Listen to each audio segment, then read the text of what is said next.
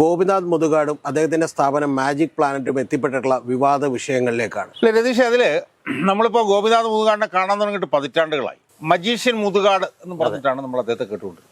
കാരണം വെച്ചാൽ മാജിക്കിന്റെ മേഖലയിൽ അദ്ദേഹം നല്ല വലിയ വിജയങ്ങൾ കൊയ്തുകൊണ്ടിരുന്ന സമയത്താണ് പൊടുന്നനെ അത് നിർത്തിവെക്കുന്നു എന്ന് പറയുകയും ഞാൻ ഈ അംഗപരിമിതരുടെ നന്മയ്ക്ക് വേണ്ടി എൻ്റെ ജീവിതം മാറ്റിവെക്കാൻ പോവുകയാണെന്ന് പറയുകയും മുതുകാട് സാറ് ഞങ്ങളുടെ ദൈവമാണ്, ഞങ്ങൾക്ക് മുതുകാട് സാറില്ലെങ്കിൽ. അപ്പോൾ ആ നിലയിൽ അദ്ദേഹത്തെ വലിയ തോതിൽ ആളുകൾ പുകഴ്ത്തുകയും സർക്കാരുകൾ തന്നെ അയാളെ വലിയ തോതിൽ സ്പോൺസർ ചെയ്യുകയും ലോകമെമ്പാടും അയാൾ ചെല്ലുകയും ഇതിൻ്റെ സന്ദേശം അവരിലേക്ക് പരത്തുകയും ഒക്കെ ചെയ്ത് ഒരു വലിയ മനുഷ്യനായി അയാൾ നിൽക്കുന്നു.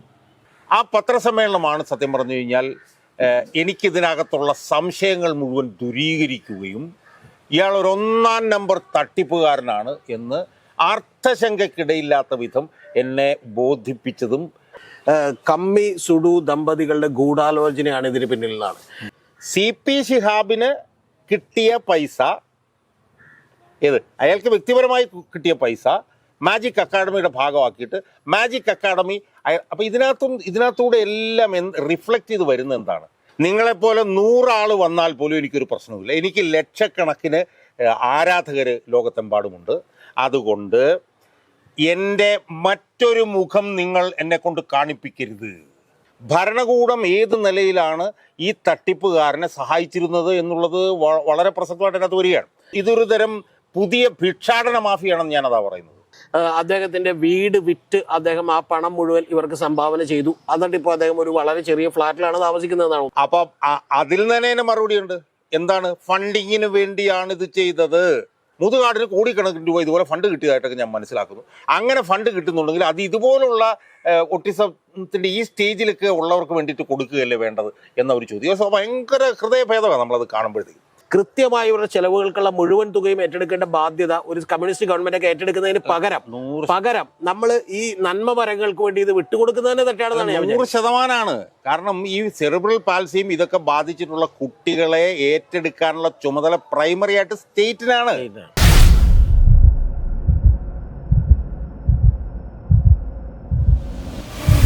KM ഷാജഹാൻ സാറുമായി ഒരുമിച്ചുള്ള പ്രതിവാര പരിപാടിയായിട്ടുള്ള വൈബ്രന്റ് വ്യൂസിലേക്ക് സ്വാഗതം.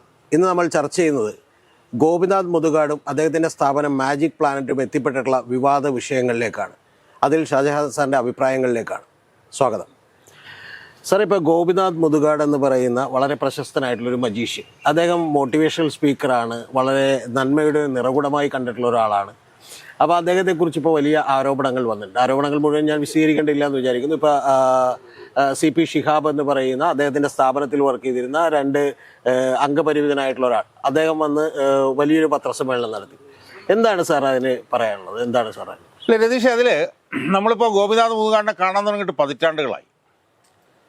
എനിക്ക് തോന്നുന്നൊരു 10-15 വർഷങ്ങൾക്ക് അല്ലെങ്കിൽ 8-10 വർഷങ്ങൾക്ക് മുമ്പ് വരെ മജീഷ്യൻ മുതുകാട് എന്ന് പറഞ്ഞിട്ടാണ് നമ്മൾ അദ്ദേഹത്തെ കേട്ടുകൊണ്ടിരുന്നത്. മാജിക്ക് നടത്തുന്ന ആള്. അപ്പം മാജിക്ക് നടത്തുന്ന സമയത്ത് മാജിക്കിൽ മാത്രമാണ് അദ്ദേഹം ഇടപെട്ടുകൊണ്ടിരുന്നത്.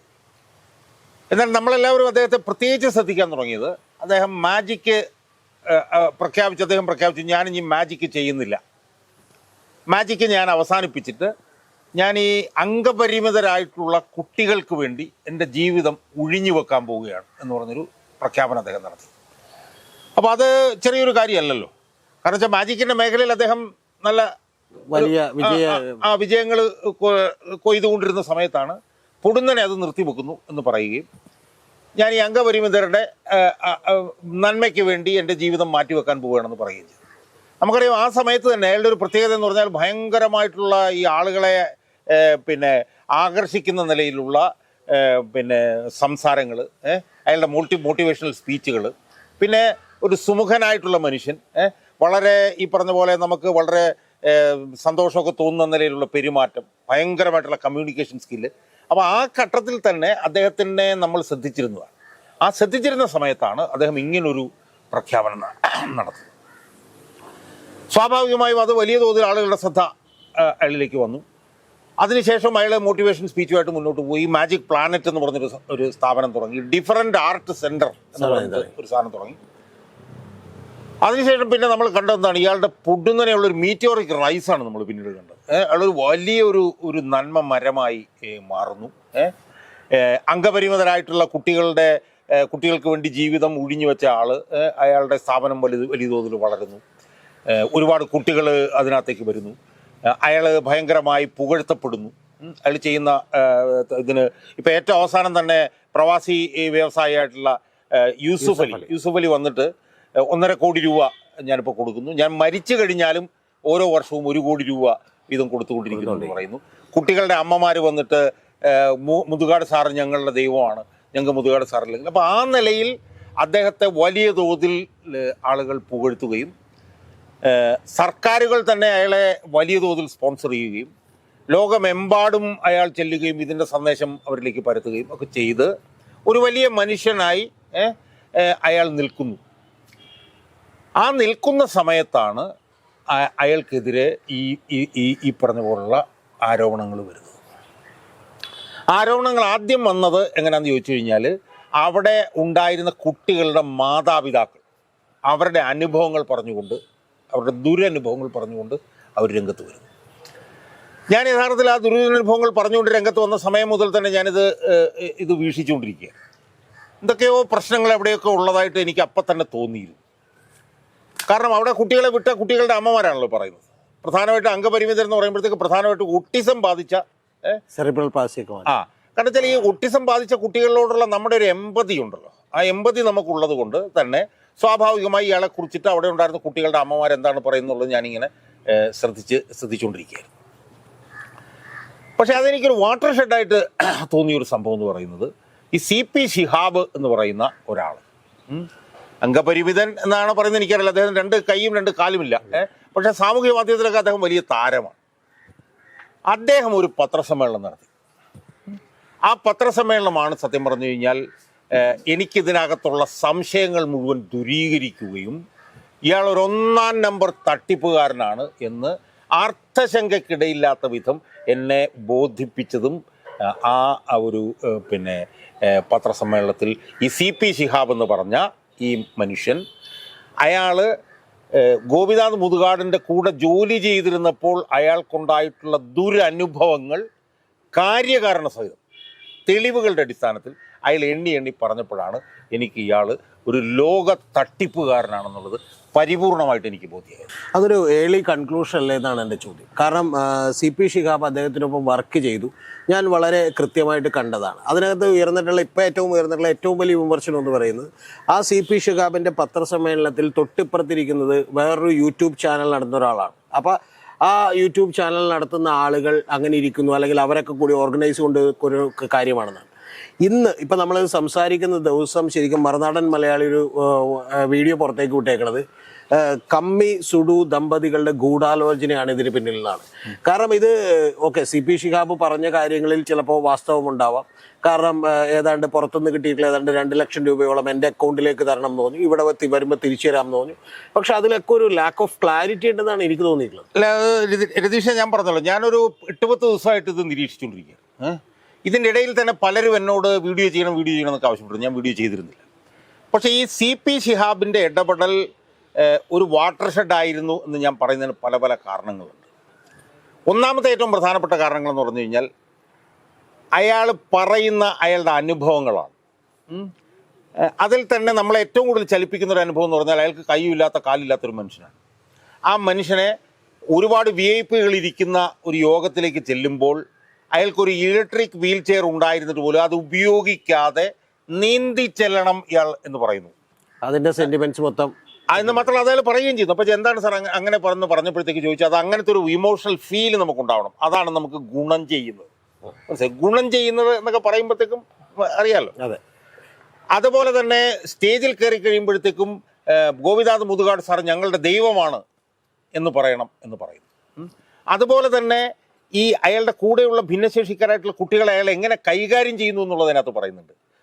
ഗസ്റ്റുകൾ വിദേശത്ത് നിന്ന് വന്നിട്ടുണ്ട്, അവരൊക്കെ കഴിച്ചാൽ മതി എന്ന് പറയുന്നു. അവർക്ക് വേഷം മാറാനുള്ള 2-3 വേഷം മാറാനുള്ള സ്ഥലം എന്ന് പറഞ്ഞു കഴിഞ്ഞാൽ ഏതാണ്ട് 2.5 മീറ്റർ നീളവും 3 മീറ്റർ വീതവും തമ്മിലുള്ള ഇടുങ്ങിയ മുറിയുടെ കാര്യങ്ങൾ പറയുന്നു. മനസ്സിലായി? അപ്പോൾ ഇതിൽ നിന്നൊക്കെ ഈ ഭിന്നശേഷിക്കാരായിട്ടുള്ള കുട്ടികളോടുള്ള അയാളുടെ ആറ്റിറ്റ്യൂഡ് എന്തായിരുന്നു എന്നുള്ളത് ക്രിസ്റ്റൽ ക്ലിയർ ആണ്. മനസ്സിലായോ? ഇപ്പം ഒരു ഘട്ടത്തിൽ 5 പിള്ളേർ മാത്രം ഉണ്ടായിരുന്നു. പുറത്തുനിന്ന് ഗസ്റ്റുകൾ വരുമ്പോഴത്തേക്ക് 20 പേരെ കൂടെ കൊണ്ടുവരും. ലക്ഷ്യം എന്തായിരുന്നു? ഈ 25 പിള്ളേരെ സ്പോൺസർ ചെയ്യിപ്പിക്കലായിരുന്നു ലക്ഷ്യം. സ്പോൺസർ ചെയ്യലായിരുന്നു. അത് ഒന്നാമത്. രണ്ടാമത്തെ, ഈ 2 ലക്ഷം രൂപയുടെ ഇത് രതീഷ് പറഞ്ഞല്ലോ. ആ 2 ലക്ഷം രൂപയുടെ സംഭവം എന്താ? ഇയാളെ കൊണ്ട് കുവൈറ്റിൽ പോകുന്നു, അവിടെ പെർഫോം ചെയ്തപ്പോൾ ഇതിൻ്റെ കോർഡിനേറ്റർ ഒരാൾ കൊണ്ടുവന്ന് 2 ലക്ഷം രൂപ അയാളുടെ കയ്യിൽ കൊടുക്കും. ആ 2 ലക്ഷം രൂപ അടിച്ചെടുക്കാൻ ഇയാൾ ശ്രമിക്കുകയാണ്. ആ 2 ലക്ഷം രൂപ അടിച്ചെടുക്കുന്ന എന്തിനാണ്? ഈ CP ശിഹാബിൻ്റെ കല്യാണം 4 ദിവസം കഴിഞ്ഞിട്ടാണ്. അപ്പോൾ അത് മാജിക് അക്കാഡമിയുടെ അക്കൗണ്ടിലേക്ക് ഇട്ടിട്ട് നിങ്ങൾക്ക് തത്തുല്യമായിട്ടുള്ള പണം തരാമെന്ന് പറയുന്നതിൻ്റെ ലക്ഷ്യമായിട്ട് CP ശിഹാബ് പറയുന്നത് എന്താണ്? ആ 2 ലക്ഷം രൂപ ഗിഫ്റ്റായി മാജിക് അക്കാഡമി കൊടുത്തു. അപ്പം ഞാൻ പറഞ്ഞു, അതിൻ്റെയൊക്കെ പുറകിലുള്ള ലോജിക്ക് നിങ്ങളൊന്ന് ആലോചിക്കണം. എന്താണ് ലോജിക്ക്? CP ശിഹാബിന് കിട്ടിയ പൈസ, അയാൾക്ക് വ്യക്തിപരമായി കിട്ടിയ പൈസ മാജിക് അക്കാഡമിയുടെ ഭാഗമാക്കിയിട്ട് മാജിക് അക്കാഡമി. അപ്പോൾ ഇതിനകത്തൂടെ എല്ലാം റിഫ്ലക്റ്റ് ചെയ്ത് വരുന്നത് എന്താണ്? റിഫ്ലക്റ്റ് ചെയ്ത് വരുന്നത് മുതുകാടിൻ്റെ ഫിലോസഫി എന്താണ്, മുതുകാടിൻ്റെ പ്രത്യയശാസ്ത്രം എന്താണ്, മുതുകാട് എൻ്റെ ലക്ഷ്യം ഭിന്നശേഷിക്കാരായിട്ടുള്ള കുട്ടികളെ വളർത്തി വലുതാക്കുക എന്നുള്ളതാണോ അതോ ചൂഷണമാണോ? ഇതാണ് അതിനകത്തൂടെ വരുന്നത്. ഇനിയിപ്പോൾ രതീഷ് ചോദിച്ചല്ലോ, കൂടിയൊരു യൂട്യൂബ് ചാനലുകാർ, അതിനെക്കുറിച്ചിട്ട് അയാൾ അതിനകത്ത് പറയുന്നുണ്ട്. അയാൾ അതിനകത്ത് അവസാനം പറയുന്നത് എന്താണ്? അയാൾ അവസാനം പറയുന്നത്, ഞാൻ ഇനി എത്ര നാൾ ജീവിച്ചിരിക്കുമെന്ന് എനിക്ക് ഉറപ്പില്ല, എൻ്റെ ജീവിതം ഇനി വളരെ ദുരിതപൂർണമായിരിക്കും എന്നാണ് എനിക്ക് ഉറപ്പാണ്. ഞാൻ ഈ പരിപാടിയിലേക്ക് വന്നത് എൻ്റെ സ്വന്തം കാറിൽ പോലുമല്ല എന്ന് അയാൾ പറയുന്നത്. മനസ്സിലായോ? എന്നിട്ട് വേറൊരു ഭാഗത്ത് അയാൾ പറയുന്നുണ്ട്, അയാൾക്ക് കാരണം കാണിക്കൽ നോട്ടീസ് കൊടുക്കുന്നു. അവിടെയൊക്കെയുള്ള തട്ടിപ്പിനെ കുറിച്ചിട്ടൊക്കെ അയാൾ പറയുന്നുണ്ട്. കാരണം കാണിക്കൽ നോട്ടീസിൽ കൊടുത്തിട്ട് അയാളുടെ അച്ഛൻ അത് സംസാരിക്കാൻ അവിടെ വരുന്നു. എന്നിട്ട് അച്ഛൻ എന്താ പറയുന്നത്? ഞങ്ങളുടെ ഇതിൻ്റെ മുഴുവൻ തെളിവുണ്ട്, ഞങ്ങൾ ഇതുമായി ബന്ധപ്പെട്ടുള്ള മുഴുവൻ കാര്യങ്ങളും KK ശൈലജയൊക്കെ അറിയിക്കും എന്ന് പറയുമ്പോഴുള്ള ഇയാളുടെ ഒരു മറുപടിയുണ്ട്. അതാണ് ഞാൻ പറഞ്ഞത്, അതിനകത്ത് ഏറ്റവും സ്ട്രൈക്കിംഗ് ആയിട്ടുള്ള മറുപടി.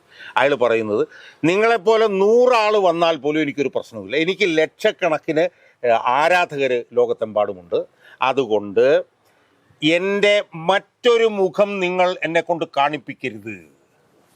മനസ്സിലായോ? അപ്പോൾ അയാൾ മനസ്സിലായി. അതും ശിഹാബ് പറയുന്നതും കൂടെ ചേർത്ത് വെക്കുമ്പോൾ ശിഹാബിനെ ഇല്ലായ്മ ചെയ്യാൻ പോലും മടിക്കാത്ത ആളാണ് ഇയാൾ എന്നുള്ള സൂചനയാണ് നമുക്ക് അതിനകത്തുനിന്ന് കിട്ടുന്നത്. അതൊന്നാമത്തെ കാര്യം.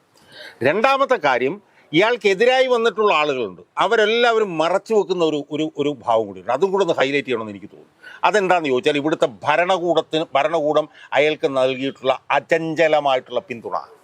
അത് ഈ പറഞ്ഞ പോലത്തെ സുനിതാ ദേവദാസോ അല്ലെങ്കിൽ CPM-നെ താങ്ങി നടക്കുന്ന പ്രേംകുമാറോ അവരാരും പറയുന്നില്ല.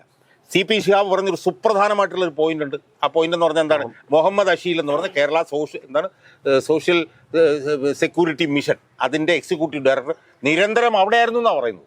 അവിടുത്തെ ഒരു ജോലിക്കാരനെ പോലെ തോന്നിയിരുന്നു പറയുന്നത്. എന്തിനാണ് അയാൾ അവിടെ വന്നത്? അയാളുടെ കാലത്ത് ഈ ഗോപിനാഥ് മുതുകാടിന് കൊടുത്തിട്ടുള്ള പണം എത്രയാണെന്നുള്ളതിൻ്റെ കണക്ക് കൊണ്ടുവരണം. അതിനകത്തുനിന്ന് അയാൾക്ക് എത്ര ലാഭം കിട്ടിയിട്ടുണ്ട് എന്നുള്ളതിൻ്റെ കണക്ക് കൊണ്ടുവരണം. ഇതൊക്കെ അയാൾ പറയുമ്പോൾ ഭരണകൂടം ഏത് നിലയിലാണ് ഈ തട്ടിപ്പുകാരനെ സഹായിച്ചിരുന്നത് എന്നുള്ളത് വളരെ പ്രസക്തമായിട്ട് അതിനകത്ത് വരികയാണ്. ഇപ്പം കണക്ക് ഞാൻ കഴിഞ്ഞ ദിവസം നോക്കിയപ്പോൾ കഴിഞ്ഞ ദിവസം പത്രത്തിൽ വന്നു, 1,75,00,000 രൂപ ധനകാര്യ വകുപ്പ് ബജറ്റിൽ തന്നെ ഉൾപ്പെടുത്തി കൊടുത്തിട്ടുണ്ട്. അതുകൂടാതെ 2 കോടി ചില്ലുവാനും രൂപ സാംസ്കാരിക വകുപ്പും കൊടുത്തിട്ടുണ്ട്. മനസ്സിലായി? അപ്പം ഗവൺമെൻറ്റിൽ നിന്ന് തന്നെ കഴിഞ്ഞ 5 വർഷത്തിനുള്ളിൽ 3-3.25 കോടി രൂപ അയാൾക്ക് കിട്ടിയിട്ടുണ്ട്. അയാൾ പുറത്തുനിന്ന് പിരിച്ച പണത്തിനൊന്നും യാതൊരു കണക്കും ഇതുവരെ പുറത്തു വന്നിട്ടില്ല. എത്ര കോടി രൂപ ഉണ്ടാക്കിയിട്ടുണ്ടെന്ന് വന്നിട്ടില്ല. അപ്പോൾ ആത്യന്തികമായിട്ട് ഇതിനകത്ത് നിന്നും വരുന്ന ഒരു വിഷയം എന്താ? വരുന്ന വിഷയം എന്ന് പറയുന്നത്, ഡിഫറൻ്റ്ലി ഏബിൾഡ് ആയിട്ടുള്ള കുട്ടികളെ ചൂഷണം ചെയ്തുകൊണ്ട് കോടിക്കണക്കിന് രൂപ ഇയാൾ ഉണ്ടാക്കിയിരിക്കുകയാണ്. മനസ്സിലായില്ലേ? അതുകൊണ്ടാണ് ഞാൻ പറയുന്നത് ഇതൊരു തരം പുതിയ ഭിക്ഷാടന മാഫിയാണെന്ന് ഞാനതാ പറയുന്നത്. ഈ പിള്ളേരെ കൊണ്ടുപോയിട്ട് കണ്ണും കാതും ഒക്കെ കുത്തി പൊട്ടിച്ചിട്ട് കൊണ്ടുവന്ന് ഭിക്ഷയ്ക്ക് കൊണ്ടുപോകുന്നത് പോലെയുള്ള ഒരു സമകാലികമായിട്ടുള്ള ഒരു ഭിക്ഷാടന കൊള്ളയാണ് ഇയാൾ നടത്തിയിട്ടുള്ളത്. അതുകൊണ്ട് തന്നെ ഇയാൾക്കെതിരെ കേസെടുക്കുകയാണ് വേണ്ടത്. ഒരുപാട് വകുപ്പുകളുണ്ട്. ഓക്കെ, എൻ്റെ അഭിപ്രായമല്ല, പക്ഷേ ഞാൻ പറയുന്നത് സാറിനോട് ഇപ്പോൾ അദ്ദേഹത്തിന്റെ ഭാഗം പറയാൻ ആരുമില്ല. അതുകൊണ്ട് ഞാൻ കുറച്ച് ക്രിട്ടിക്കൽ ആയിട്ടുള്ള ചോദ്യങ്ങൾ ചോദിക്കാം. അദ്ദേഹത്തിന് ഭാഗം പറയാൻ ഒരുപാട് പേരുണ്ട്. അല്ല ഞാൻ ഇപ്പൊ ഈ സംഭാഷണത്തിൽ എന്തായാലും ഞാൻ മാത്രമല്ല. ഇതിൽ ഒരു കാര്യമുള്ളത്, ഒരു കാര്യം ഞാൻ വാദത്തിന് വേണ്ടി സമ്മതിക്കാം. കാരണം അദ്ദേഹം ഇപ്പൊ പറഞ്ഞിട്ടുള്ള ഒരു കാര്യം, CP ഷിഹാബിനോട് നടന്നു വരണം, അപ്പോൾ ആളുകൾക്ക് കുറെ കൂടി ഒരു വികാരം ഉണ്ടാവും, ഒരു ഫീലിങ്സ് ഉണ്ടാവും, അപ്പോൾ സംഭാവനകൾ കുമിഞ്ഞു കൂടും എന്നുള്ളത് സത്യമായിട്ടുള്ള കാര്യമാണ്. പക്ഷെ അത് കേരളത്തിൽ ഇത്തരത്തിലുള്ള പരിപാടികൾ നടത്തുന്ന എല്ലാവരും, അല്ലെങ്കിൽ ഓൾമോസ്റ്റ് എല്ലാവരും തന്നെ ഉപയോഗിക്കുന്ന ഒരു കാര്യം. കാരണം അവർക്ക് ഫണ്ട് വരാൻ വേണ്ടിയിട്ട് ഇതിൻ്റെ ഒരു വീഡിയോ എടുത്ത്, ഇപ്പം നമ്മുടെ KP ഓഹനാനൊക്കെ പോലും ഇവിടെയുള്ള ദുരിതങ്ങളിലേക്ക് വീഡിയോ എടുത്ത് കാനഡയിൽ കൊണ്ടുപോയി കാണിച്ച് ഫണ്ട് മേടിച്ചിട്ടുണ്ട്. അപ്പോൾ അത്തരം കാര്യങ്ങൾ ചിലപ്പോൾ ചെയ്തിട്ടുണ്ടാവും. പക്ഷേ എങ്കിലും അവിടെ ഒരു ബെനിഫിറ്റ് ഓഫ് ഡൗട്ട് ഇദ്ദേഹത്തിന് കൊടുക്കേണ്ടതല്ലേ? കാരണം ഇപ്പോൾ CP ഷിഹാബ് എന്ത് ചെയ്തു? ഇപ്പോൾ അദ്ദേഹം പറയുന്ന രണ്ട് കാര്യങ്ങൾ, പ്രധാനപ്പെട്ട രണ്ട് കാര്യങ്ങൾ. ഒന്ന്, ഈ പറയുന്ന ഒരു കാര്യം കൂടി ഞാൻ സമ്മതിക്കുന്നു. സാറ് പറഞ്ഞത് ഇദ്ദേഹം ഞങ്ങളുടെ ദൈവമാണെന്ന് മാത്രമല്ല, ഇദ്ദേഹം ഇല്ലെങ്കിൽ ഞങ്ങൾ മരിച്ചു പോകുമായിരുന്നു, ഞങ്ങൾ ജീവിക്കില്ലായിരുന്നു എന്ന് പറയുന്ന വാചകങ്ങളാണ് പറയുന്നത്. അതൊക്കെ ഇമ്പോർട്ടൻ്റ് ആയിട്ടുള്ള കാര്യം തന്നെയാണ്. പക്ഷേ അതൊക്കെ ഇത്തരം ഒരു സ്ഥാപനം നടത്തിക്കൊണ്ടു പോകുമ്പോൾ അതിലേക്ക് ഫണ്ട് വരാൻ വേണ്ടി ചെയ്യുന്ന കാര്യങ്ങളാണെന്ന് ഞാൻ സമ്മതിക്കാം. പക്ഷെ അതിൻ്റെ പ്രധാനപ്പെട്ട പോയിന്റ്, ഇപ്പം അദ്ദേഹത്തിൻ്റെ ഒരു പേഴ്സണൽ അസറ്റിൽ അദ്ദേഹം പറയുന്നത്, ഒന്ന്, അദ്ദേഹത്തിൻ്റെ വീട് വിറ്റ് അദ്ദേഹം ആ പണം മുഴുവൻ ഇവർക്ക് സംഭാവന ചെയ്തു. എന്നിട്ട് ഇപ്പോൾ അദ്ദേഹം ഒരു വളരെ ചെറിയ ഫ്ലാറ്റിലാണ് താമസിക്കുന്നതെന്നാണ് ഒന്ന്. രണ്ടാമത്തെ കാര്യം എന്ന് പറയുന്നത്, അദ്ദേഹം പറയുന്നത് അദ്ദേഹത്തിൻ്റെ ഭാര്യയുടെ പേരിലുണ്ടായിരുന്ന 30 സെന്റ് സ്ഥലം വിറ്റു, അല്ലെങ്കിൽ 30 സെന്റ് സ്ഥലം ഇവർക്ക് വേണ്ടി രജിസ്റ്റർ ചെയ്ത് കൊടുത്തു. എന്നിട്ട് ആ രജിസ്റ്റർ ചെയ്ത സ്ഥലത്ത്, അതെല്ലാം ട്രിവാൻഡ്രത്താണ്, ആ സ്ഥലത്ത് ഏതാണ്ട് വീടുകൾ വെച്ചിട്ട് ഈ കുട്ടികളുടെ അമ്മമാർക്കും അച്ഛന്മാർക്കും ഒക്കെ താമസിക്കാൻ വേണ്ടിയുള്ള സൗകര്യം ചെയ്തു കൊടുക്കുകയാണെന്നാണ്. മൂന്നാമതൊരു കാര്യം അദ്ദേഹം പറയുന്നത്, സ്വന്തം സ്ഥലവും അതുപോലെ ഏതാണ്ട് 14 സെന്റ് സ്ഥലം ഉണ്ടായിരുന്നു, അതുകൂടി കൊടുത്തു എന്നുള്ളതാണ്. അപ്പം ഇത് അങ്ങനെ പറയുന്ന ഒരാളെ ഇപ്പം നമ്മൾ കോടതിയിലാണെങ്കിലും നമുക്കറിയാമല്ലോ, ഒരു സംശയത്തിന്റെ ആനുകൂല്യം എന്ന് പറയുന്ന ഒരു കാര്യം നമ്മൾ കൊടുക്കേണ്ടതല്ലേ? നമ്മളിപ്പോൾ ഔട്ട്റൈറ്റ്ലി അദ്ദേഹം കള്ളനാണ് എന്ന് പറയുന്നതിന് മുമ്പ് അല്ല, രതീഷ് പറയുന്ന ഓരോ വിഷയം നമുക്ക് എടുക്കാം. അയാൾ ഇതിനു വേണ്ടിയാണ് ജീവിക്കുന്നത്. അയാൾ ഒരു വീഡിയോയ്ക്കകത്ത് അയാളുടെ എൻ്റെ ഈ ഷർട്ട് പോലും എൻ്റെ ഇംഗ്ലണ്ടിലുള്ള എൻ്റെ ഒരു സുഹൃത്ത് മേടിച്ചതാണ് എന്നാണ്. അയാൾക്കൊന്നുമില്ല എന്നാണ് അയാൾ പറയുന്നത്. അയാൾക്കൊന്നുമില്ല. ഇനിയിപ്പോൾ ഞാനത് വരുന്നതിന് മുമ്പ് രതീഷ് പറഞ്ഞ ആദ്യത്തെ ചോദ്യത്തിലേക്ക് വരാം. ഇങ്ങനെ പിന്നെ വീഡിയോ എടുത്ത് പുറത്ത് ഫണ്ടിങ്ങിന് വേണ്ടി. അപ്പം അതിൽ തന്നെ മറുപടിയുണ്ട്. എന്താണ്? ഫണ്ടിങ്ങിന് വേണ്ടിയാണ് ഇത് ചെയ്തത് എന്നുള്ള സാധനം അതിനകത്ത് തന്നെ വരുന്നുണ്ട്. ഇനി അയാളൊന്നുമില്ല, അയാൾ ഒരു പാപ്പരാണ് എന്നാണ് അയാളുടെ വാദമെങ്കിൽ, അയാൾ എത്ര കോടി അയാൾക്ക് കിട്ടി, എവിടെ നിന്നൊക്കെ കിട്ടി? ഇപ്പം ആരോഗ്യം പറയുന്നത് കേട്ടായിരുന്നു. ഇപ്പോൾ ഫൊക്കാനയുടെ ഭാഗത്ത് നിന്ന് എന്തോ 7.5 കോടി കിട്ടി. അപ്പം അതുപോലെ തന്നെ യൂസഫ് അലി കൊടുത്ത്. അപ്പം ഇതുപോലെ എവിടെ നിന്നൊക്കെ അയാൾക്ക് കിട്ടി, അതെവിടെയാണ് അയാളത് പാർക്ക് ചെയ്തിട്ടുള്ളത്, അതെന്തിനു വേണ്ടിയിട്ടാണ് ഉപയോഗിക്കുന്നത്, ഈ കാര്യങ്ങൾ അയാൾ തുറന്ന് പറഞ്ഞാൽ മതി. ഒന്നാമത്തെ കാര്യം. രണ്ടാമത്തെ കാര്യം, ഒരുപാട് അമ്മമാർ വന്നല്ലോ.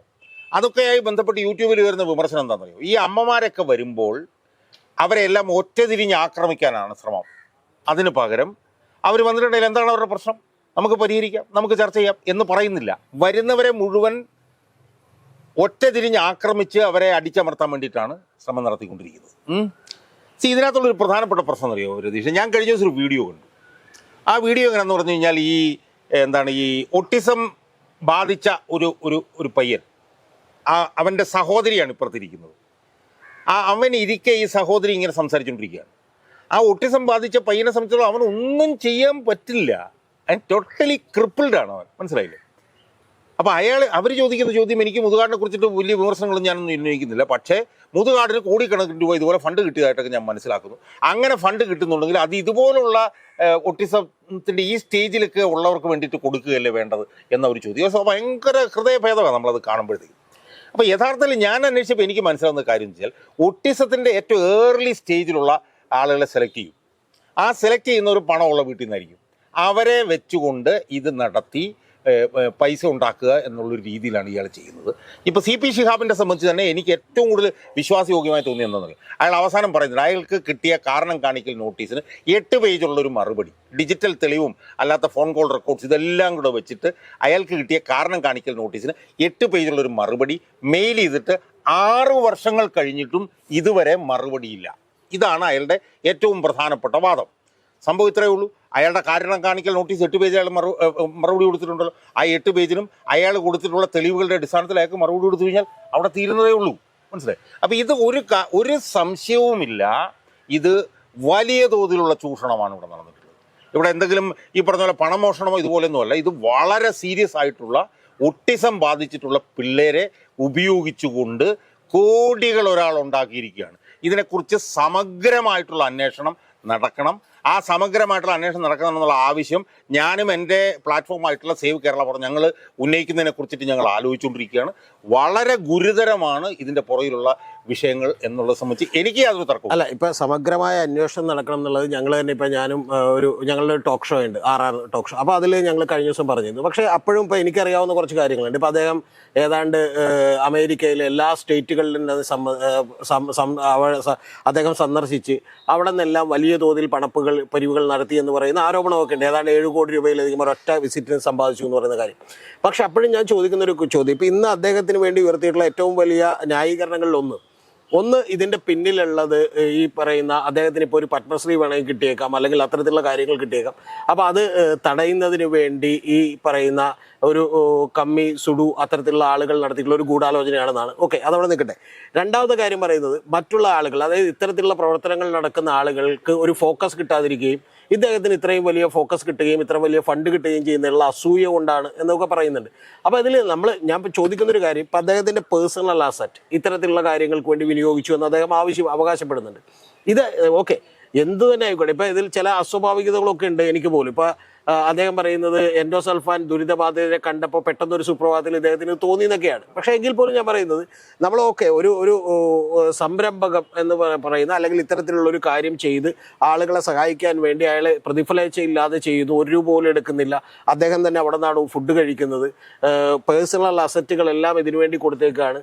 അതിൻ്റെ നന്മ മുഴുവൻ അദ്ദേഹത്തിന് കിട്ടുന്നുണ്ട്. കാരണം അതുകൊണ്ട് ഒരു അസുഖം പോലും എനിക്കും എൻ്റെ കുട്ടികൾക്കൊന്നും വരുന്നില്ല എന്നൊക്കെയുള്ള കാര്യങ്ങളാണ്. അപ്പോൾ അത് നമ്മളൊരു ബെനിഫിറ്റ് ഓഫ്, ഞാൻ നേരത്തെ പറഞ്ഞ പോലെ, ഒരു ഡൗട്ട് എങ്കിലും നമ്മൾ കൊടുക്കേണ്ടതെന്നുള്ളതാണ് എൻ്റെ ചോദ്യം. എൻ്റെ രതീഷിനകത്തുള്ള പ്രശ്നം എന്താ പറയുക, രതീഷ് പറഞ്ഞ കാര്യങ്ങൾ മുഴുവൻ അയാൾ പറയുന്ന കാര്യങ്ങളാണ്. അതെ, അയാളത് പറയട്ടെ. അയാളിപ്പോൾ ഒറ്റ പൈസ പോലും കിട്ടുന്നില്ലായിരുന്നു. ഇപ്പോൾ 3.25 കോടി രൂപ സർക്കാരിൽ നിന്ന് തന്നെ കിട്ടിയത് തെളിഞ്ഞു.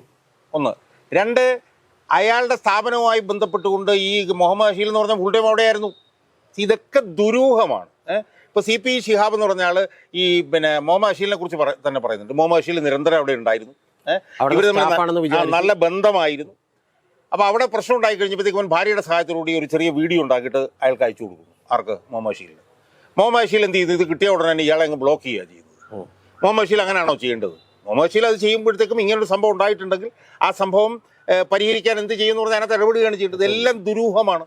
എന്ന് മാത്രമല്ല, എനിക്കിപ്പം തുറന്ന് പറയാൻ കഴിയാത്ത വളരെ ഗുരുതരമായിട്ടുള്ള ആരോപണങ്ങൾ ദീർഘകാലമായി, ഇപ്പം മാജിക്കിൻ്റെ രംഗത്ത് നിൽക്കുന്ന കാലം മുതൽ തന്നെ ഗോപിനാഥ് മുതുകാടിനെ കുറിച്ചിട്ട് വളരെ ഗുരുതരമായിട്ടുള്ള ആരോപണങ്ങൾ ഉന്നയിക്കപ്പെടുന്നുണ്ട്. അത് നമുക്കിവിടെ പുറത്ത് പറയാൻ പറ്റാത്ത നിലയിലുള്ള ആരോപണം. മാജിക്കിൻ്റെ മേഖലയിൽ നിൽക്കുമ്പോൾ തന്നെ അയാളുടെ തട്ടിപ്പുകളെ കുറിച്ചിട്ട് വലിയ വിമർശനങ്ങൾ പൊതുമണ്ഡലത്തിലുണ്ടായിരുന്നു. 4-5 ലേഖനമൊക്കെ 2005-2006 കാലഘട്ടത്തിൽ തന്നെ വന്നിരുന്നു. എല്ലാ കാലത്തും ഇടതുപക്ഷത്തിൻ്റെ സഹയാത്രികനായിട്ടാണ്, ആദ്യം ശാസ്ത്ര സാഹിത്യ പരിഷത്തിൻ്റെ ആളായിട്ടാണ് സാക്ഷരതാ പ്രസ്ഥാനത്തിലേക്ക് മാജിക്കുമായിട്ട് വരുന്നത്. അതിനുശേഷം കുറേ കാലം CPIയുടെ ആളായിട്ടാണ് നിന്നത്. കുറേ കാലം മാജിക്ക് സർക്കാരിൻ്റെ സഹായത്തോടുകൂടി മുന്നോട്ട് കൊണ്ടുപോയി. അപ്പോഴൊക്കെ തന്നെ ഈ ദുരൂഹമായിരുന്നു ഇയാളുടെ ട്രാൻസാക്ഷൻസ്. ആ ദുരൂഹതയുടെ പശ്ചാത്തലത്തിലാണ് ആളുകൾ ഈ നിലയിൽ പറയുന്നത്. അവിടെയുള്ള കുട്ടികളുടെ അമ്മമാരാണ് പറയുന്നത്. ആ അമ്മമാർക്ക് പ്രശ്നമുണ്ടെങ്കിൽ ഞാൻ നേരത്തെ പറഞ്ഞ പോലെ അവരെ ഓരോരുത്തരെയും വിളിച്ചിട്ട് എന്താണ് പ്രശ്നം, നമുക്ക് പരിഹരിക്കാമെന്ന് പറയുകയാണ് ചെയ്യേണ്ടത്. അതിന് പകരം അവർ ആരോപണം ഉന്നയിച്ച് കഴിയുമ്പോൾ അവരെ ഓരോരുത്തരെയും പേഴ്സണലായിട്ട് അടിച്ചമർത്താൻ വേണ്ടിയിട്ട് നോക്കുകയാണ്. മനസ്സിലായി? 2, ഞാൻ പറയട്ടെ രതീഷേ, ഇപ്പം തെളിവുകളുടെ അഭാവത്തിലായിരുന്നെങ്കിൽ പോലും ഇയാളൊരു കൃത്രിമിയാണെന്നുള്ള തോന്നൽ എനിക്ക് കുറച്ച് കാലം മുമ്പേ ഉണ്ടായിരുന്നു. അതൊന്നും തെളിവുകളുടെ അടിസ്ഥാനത്തിലല്ലോ. ഇപ്പം രതീഷിനെ എന്നെ കാണുമ്പോഴത്തേക്കടെ ഇവൻ ആൾ ശരിയല്ലല്ലോ എന്നൊരു തോന്നൽ വേണമെങ്കിൽ തോന്നി. എനിക്ക് രതീഷിനെ കാണുമ്പോഴും തോന്നാം, ഇയാൾ ചിരിച്ചുകൊണ്ടൊക്കെ ഇരിക്കുന്നുണ്ടെങ്കിൽ ഇയാൾ എത്ര ശരി. അങ്ങനെ തോന്നണമെങ്കിൽ എന്തെങ്കിലും അതിൻ്റെ പുറകെ കാണണം. ഇയാളുടെ ഓരോ സ്പീച്ച് കാണുമ്പോഴും അതിനകത്തുള്ള കൃത്രിമത്വം, അതിനകത്തുള്ള ഒരു ഒരു ഒരു ഒരു ഒരു എന്തൊക്കെയോ ഞാനൊരു വീഡിയോ ഉണ്ട് ഞാനിപ്പോഴും ഓർക്കുന്നത്. എന്താണെന്നറിയോ? യേശുദാസിനെ അയാൾ അമേരിക്കയിൽ ചെന്നിട്ട് ഒരു അംഗപരിമിതൻ്റെ പാട്ട് ഇങ്ങനെ കാണിക്കുകയാണ്. യേശുദാസ് അതിങ്ങനെ പുറകിൽ നിന്ന് വിതുമ്പുകയാണ് ഇയാൾ. അപ്പോഴും ഞാൻ ചേട്ടാ, ഇത് അത്രയും വിതുമ്പലിനുള്ളൊരു സംഭവം ഉണ്ടോ? അതുപോലെ തന്നെ യൂസഫ് അലിയായിട്ട് കെട്ടിപ്പിടിച്ചിട്ടുള്ള കരച്ചിൽ, മനസ്സിലായി? അപ്പം ഇയാളുടെ ഒരു ഓവർ എന്തൂസിയാസ്റ്റിക്കുള്ള എക്സ്പ്രഷൻസ് ഇയാളെ കാണുന്ന ആളുകൾക്ക് കുറെ കാലം മുമ്പ് മുതൽ തന്നെ ഉണ്ട്. എന്തിനാണ് ഇയാൾ ഇത്രയും കിടന്നുകൊണ്ട് ഇത് കാണിക്കുന്നത്? മനസ്സിലായോ? അപ്പോൾ യഥാർത്ഥത്തിൽ ഒട്ടിസമുള്ള കുട്ടികൾക്ക് വേണ്ടിയിട്ടാണ് ജീവിതം ഒഴിഞ്ഞു വെച്ചതെങ്കിൽ ഓട്ടിസത്തിൻ്റെ ഏറ്റവും എക്സ്ട്രീം സ്റ്റേജിലുള്ള കുട്ടികളെയും ഇയാൾ കൈകാര്യം ചെയ്യണം. മനസ്സിലായി? അതിന് പകരം ഞാൻ നേരത്തെ പറഞ്ഞല്ലോ, ഓട്ടിസം ഇന്നലെയോ മിനിഞ്ഞോന്നോ ഒക്കെ ബാധിച്ച വലിയ കുഴപ്പമില്ലാത്ത പിള്ളേരെ കൊണ്ടുവരിക, അവരെ പാട്ട് കാണിക്കുക, അവരെ ഡാൻസ് കാണിക്കുക. 5-6 തവണയൊക്കെ അവരെ കൊണ്ട് പെർഫോം ചെയ്യിക്കുമായിരിക്കും എന്ന് പറയുന്നത് വിദേശത്ത് നിന്ന് വരുന്നവരെ കൊണ്ട്. ആലോചിച്ച് നോക്കും നമ്മൾ. സാധാരണ കുട്ടികളെ കൊണ്ട് പോലും നമ്മൾ അങ്ങനെ ചെയ്യുന്നത് ശരിയല്ല എന്നുള്ളടുത്ത് ഇതുപോലെ ഈ രോഗം ബാധിച്ച കുട്ടികളെ കൊണ്ട് ഇയാൾ ഇങ്ങനെ ചെയ്യുന്നത് ഇത് സംശയാസ്പദമാണ് എന്നുള്ള കാര്യത്തിൽ യാതൊരു തർക്കവുമില്ല. അല്ല, ഇതിന് അദ്ദേഹത്തിൻ്റെ ഒരു ന്യായീകരണം എന്താണെന്ന് വെച്ചിട്ടുണ്ടെങ്കിൽ ഇപ്പം അതും അദ്ദേഹം പറയുന്നുണ്ട്. ഇപ്പോൾ ഇതുപോലെ എല്ലാവരെയും എടുക്കാൻ കഴിയാത്തതുകൊണ്ട് ചില പാരൻസും കുട്ടികളുമാണ് ഈ പ്രശ്നം ഉണ്ടാക്കുന്നത്. കാരണം എല്ലാവരും എടുക്കാൻ കഴിയാത്തതിൻ്റെ കാരണം ഇതൊരു ഡിഫറൻ്റ്ലി എനേബിൾഡ് ആയിട്ടുള്ള ആളുകൾക്ക് വേണ്ടിയുള്ള ആർട്ട് സെൻ്ററാണ്. അപ്പോൾ ആർട്ട് സെൻ്റർ എന്ന് പറയുമ്പോൾ അങ്ങനെ ആർട്ടിൽ എന്തെങ്കിലും താല്പര്യമുള്ള കുട്ടികളെ മാത്രമേ എടുക്കാൻ കഴിയൂ എന്നാണ് അദ്ദേഹത്തിൻ്റെ വാദം. അല്ല, അതൊക്കെ ഞാൻ പറഞ്ഞില്ല, അദ്ദേഹത്തിൻ്റെ എല്ലാ വാദമൊന്നും നമ്മൾ തള്ളിക്കളയുന്നില്ല. അയാളുടെ ചില വാദങ്ങൾ ചില അരികും മൂലയൊക്കെ ചിലപ്പോൾ ശരിയായിരിക്കാം. പക്ഷേ മൊത്തത്തിൽ നമ്മൾ നോക്കുമ്പോൾ എന്താണ് ഇത് എന്നുള്ളതിന് അയാൾ ഈ CP ശിഹാബ് എന്ന് പറഞ്ഞ ആളുടെ ചോദ്യങ്ങൾക്കുള്ള മറുപടി പറഞ്ഞേ പറ്റുള്ളൂ. പിന്നെ ചില ഇപ്പോൾ ഓൺലൈൻ മാധ്യമങ്ങളൊക്കെ ഇതിങ്ങനെ പറയുന്നു. ഞാൻ അതിനകത്തേക്കൊന്നും പേരെടുത്തൊന്നും ഞാൻ പോകുന്നില്ല. ഈ കമ്മി സുഡാപ്പി എന്നൊക്കെ പറയുമ്പോൾ അതിൻ്റെ ഉദ്ദേശം എന്ന് പറഞ്ഞാൽ അതിനകത്ത് വർഗീയത കുത്തിച്ചെലുത്തുക എന്നുള്ളതാണ്. വർഗീയത കുത്തിച്ചെലുത്തി ഇയാൾ എങ്ങനെയും രക്ഷപ്പെടുത്താൻ ശ്രമം. അതൊന്നും വിലപ്പോവില്ല. കേരള പൊതുമണ്ഡലത്തിൽ അതൊന്നും വിലപ്പോവില്ല. ഇന്ന് ഇത് ചെയ്യുന്നവർ തന്നെ ബോധ്യപ്പെട്ടതാണ്. അവർക്ക് ബോധ്യപ്പെട്ടാണ്. അവർക്ക് ബോധ്യപ്പെട്ടില്ല എന്നുള്ളതുകൊണ്ടാണ് അവർ വീണ്ടും ഈ വർഗീയ ലൈൻ കളിച്ചുകൊണ്ടിരിക്കുന്നത്. അതിൽ ഇപ്പൊ നേരത്തെ താങ്കൾ പറഞ്ഞ പോലെ പ്രേംകുമാർ ആണെങ്കിലും സുനിത ദേവദാസൊക്കെ ആണെങ്കിലും വിമർശിക്കുമ്പോൾ അവരുടെ വിമർശനങ്ങളെ ഞാൻ തള്ളിക്കളയാണ്. കാരണം ആ വിമർശനങ്ങൾക്ക് ഒരു അടിസ്ഥാനമില്ലെന്ന് ഞാൻ വിചാരിക്കുന്നു. അതിന്റെ കാര്യം എന്താണെന്ന് വെച്ചിട്ടുണ്ടെങ്കിൽ ഇപ്പൊ ഏതൊരു വെൽഫെയർ സ്റ്റേറ്റിലും ഇത്തരത്തിൽ ഓട്ടിസം ബാധിച്ച സെറിബ്രൽ പാസിയൊക്കെ ബാധിച്ച കുട്ടികളുടെ കാര്യം മൊത്തം, കാരണം അങ്ങനെ കുട്ടികൾ ഉണ്ടായിപ്പോയിട്ടുണ്ടെങ്കിൽ മിക്കവാറും പാരൻസ് ഒക്കെ ദരിദ്രരാവും. കാരണം അവർക്ക് ജോലിക്ക് പോകാൻ കഴിയില്ല. അപ്പോൾ അതുകൊണ്ട് അങ്ങനെ ജോലിക്ക് പോകാൻ കഴിയില്ലെങ്കിൽ അവർക്ക് വലിയ ബുദ്ധിമുട്ടുണ്ടാവും. പക്ഷെ അവരെല്ലാം ഒരു നല്ല വെൽഫെയർ സ്റ്റേറ്റുകളിലെല്ലാം സർക്കാർ ഏറ്റെടുക്കുകയാണ് ചെയ്യുന്നത്. സർക്കാർ സത്യത്തിൽ ഇപ്പോൾ നമ്മളെ CMDRF നിന്ന് പോലും ആളുകൾക്ക് വെറും 50,000 കൊടുക്കുന്നു, 3 ലക്ഷം കൊടുക്കുന്നു എന്നുള്ളതിന് പകരം കൃത്യമായി ഇവരുടെ ചെലവുകൾക്കുള്ള മുഴുവൻ തുകയും ഏറ്റെടുക്കേണ്ട ബാധ്യത ഒരു കമ്മ്യൂണിസ്റ്റ് ഗവൺമെന്റ് ഒക്കെ ഏറ്റെടുക്കുന്നതിന് പകരം നമ്മൾ ഈ നന്മ മരങ്ങൾക്ക് വേണ്ടി ഇത് വിട്ടുകൊടുക്കുന്നതിന് തെറ്റാണെന്നാണ് ഞാൻ 100%. കാരണം ഈ സെറിബ്രൽ പാൽസിയും ഇതൊക്കെ ബാധിച്ചിട്ടുള്ള കുട്ടികളെ ഏറ്റെടുക്കാനുള്ള ചുമതല പ്രൈമറി ആയിട്ട് സ്റ്റേറ്റിനാണ്. ആ സ്റ്റേറ്റിനെ കൊണ്ട് അത് ഏറ്റെടുപ്പിക്കുന്നതിന് പകരം ഇതുപോലെയുള്ള നന്മമരങ്ങൾ നമ്മൾ ഇതുപോലുള്ള തട്ടിപ്പുകാരെ ഇത് ഏറ്റെടുപ്പിക്കുകയും അവരെന്തെങ്കിലും കുഴപ്പത്തിൽ ചെല്ലുമ്പോഴത്തേക്ക് അവരെ മാത്രം വിമർശിക്കുകയും സർക്കാരിനെ വിമർശിക്കാതിരിക്കുകയും ചെയ്യുന്ന ആത്യന്തികമായി സർക്കാരിനെ രക്ഷിക്കാൻ വേണ്ടിയിട്ട് വന്നിരിക്കുന്ന സെറ്റുകാരാണ് ഈ സുനിത ദേവദാസ്. ഇപ്പോൾ സുനിത ദേവദാസിൻ്റെ തന്നെ ലക്ഷ്യം എന്താ?